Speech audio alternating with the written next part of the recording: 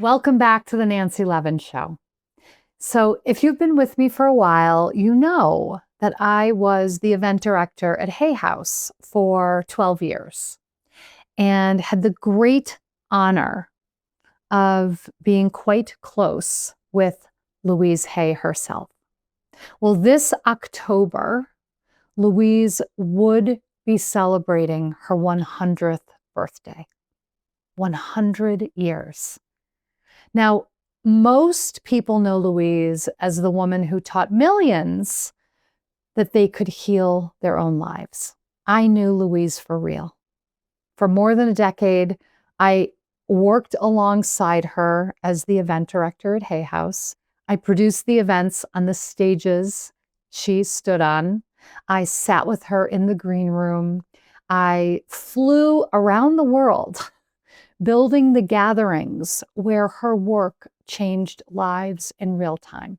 Now, this is not going to be a tribute episode where I tell you how wonderful she was, even though she was.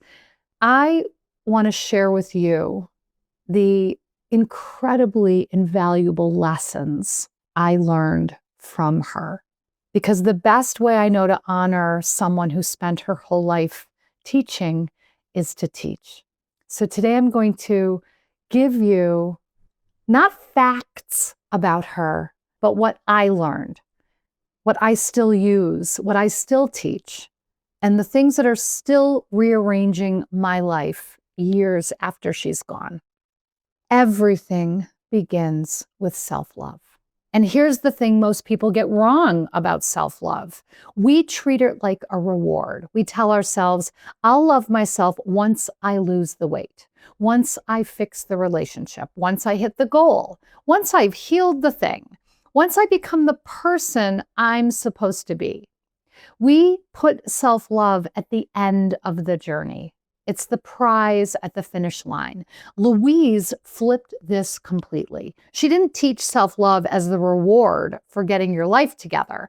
She taught it as the foundation, the ground you stand on so you can get your life together. The starting line, not the finish line. She used to put a mirror in people's hands. You may know this, her famous mirror work. She'd then ask you to look into your own eyes and say, I love you. It sounds simple until you try it. So try it. Stand in front of a mirror. Look into your own eyes. You're not looking for wrinkles or blemishes or gray hairs. You are looking into your own eyes and say, I love you. And just notice what arises for you. Because for many of us, something inside flinches, something wants to look away, something says, yeah, right. And that flinch, that is the whole work right there. The flinch is the gap between how you treat everyone else and how you treat yourself. Louise understood something profound about this. She understood that you cannot build a good life on a foundation of self-rejection. You can't affirm your way into a future while quietly despising the person who has to live it. The self-love comes first. You pour the foundation first, and then you build. Self-love is not a feeling you wait to have. It is a choice you make about how you're going to treat yourself, especially on the days you don't feel it at all. That's the first lesson. Self-love is the foundation, not the finish line. Next, I stood with Louise at every book signing. She would spend hours signing books and talking to people. People came up to her and said, Louise, you changed my life. And Louise said, I didn't change your life. You did. I just gave you the tools. Here was a woman who could have stood at the front of any room and taken all the credit. And everyone would have happily given it to her. But instead, over and over, she handed the power back. You did this. You did the work. I just gave you the tools. This is radical. We live in a culture that is constantly selling you a rescue. the expert who will fix you, the program that will save you, the person who will finally make you whole. And there is a quiet, seductive comfort in that.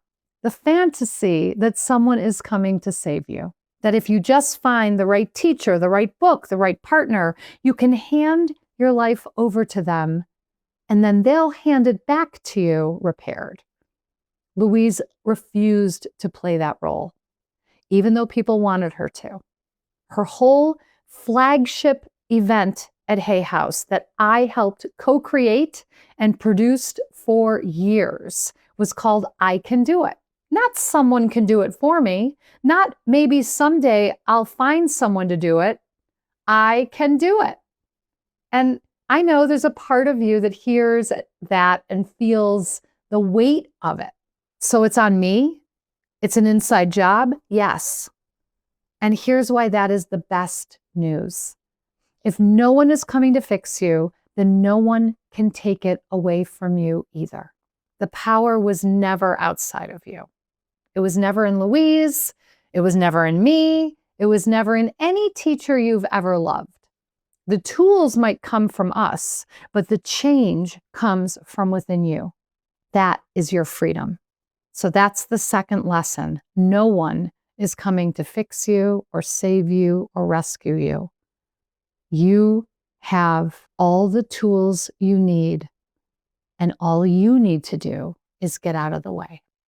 Now, Louise Hay did not publish You Can Heal Your Life, the book that changed everything, the book that has sold tens of millions of copies, the book that built a movement, until she was in her late 50s. And she founded Hay House, the company, the publishing house that has lifted up so many of the teachers you love today, at 60, an age when most of the world had already decided that the best chapters are behind us. The woman who became one of the most influential self-help teachers in history was just getting started at the age our culture tells us to start winding down. She's the living proof that it's never too late to become who you actually are. And I learned this from her, not just in a big way, the career, the legacy, the late bloom. I learned it in a personal way, a way that cracked me open. Working beside her for years. What I didn't tell you is that for a long stretch of those years, I was performing my entire life. I was in a marriage that was crumbling. I was wearing a mask and a cape I'd worn so long I'd forgotten that they weren't attached to me. On the outside, I was completely fine. One day, Louise took a long look at me and said, "You deserve an Academy Award for the portrayal of a perfect wife." She wasn't being cruel. She was being Louise. She saw straight through the costume to the woman beneath it. And she said it out loud with so much love. It didn't wound me. It freed me. Because what she was really saying was, I see the real you. And it's not too late for her. I was in my 40s. I was genuinely believed somewhere deep down that the window for becoming myself had closed. And that this was just the life I'd built and I'd need to live inside of it. Louise's whole existence said otherwise. If she could start over in her 50s, I could start over in my 40s. If she could become more herself with every passing decade, so could I. And so more. Wherever you are right now, whatever age, whatever stage, however far down a road you suspect is the wrong one, it's not too late to become yourself. The mask and the cape can come off at any age, and the new chapter can start on any random Tuesday. That's the third lesson. So let's hold all three of these for a moment. First, self-love is the foundation, not the finish line. You don't earn it later. You stand on it now.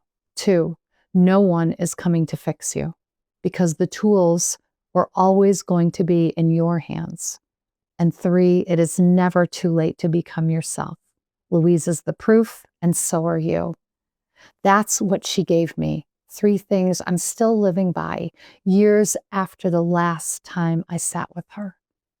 And here's what I've come to understand about why those lessons really stuck. It's not because they're clever, it's because I learned them in real time with her holding my hand, face to face, witnessed, surrounded by other people doing the same brave, ordinary, extraordinary work. There is a reason Louise built her life around gatherings, a reason she didn't just write books and leave us alone with them. She knew something I learned from years of producing events. We don't transform in isolation, we transform in community. You can read every word she wrote, and it matters. But there is a different kind of change that only happens in a room full of people who are all quietly becoming themselves at the same time. Which brings me to why this 100th birthday means so much to me. Because this October, we're not marking it from a distance. We are doing the thing she believed in most. We are gathering in person at an event called Empower Your Life.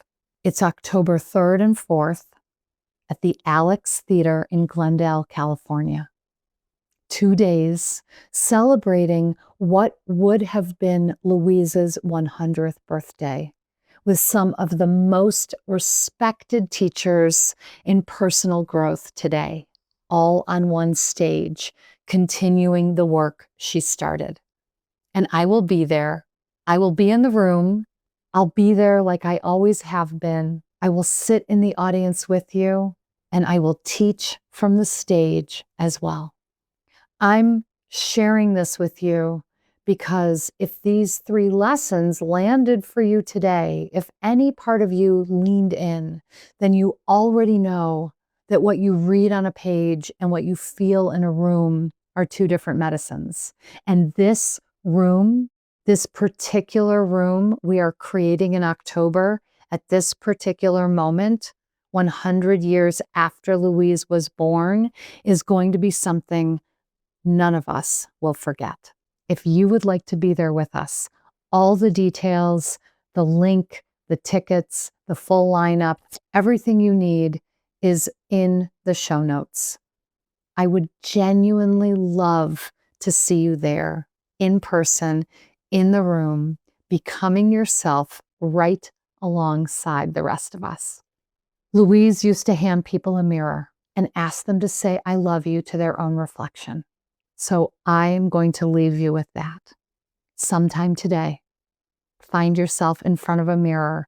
Louise did not walk past a reflective surface, a mirror, a window, you name it, without giving herself a wink and a smile and an "I love you." Look into your own eyes. Practice the foundation because you are the one who holds the tools. It's not too late. You are much more worthy of your own love than you've been letting yourself believe. That's what she taught me. And 100 years on, it's still true. I'll see you in the room.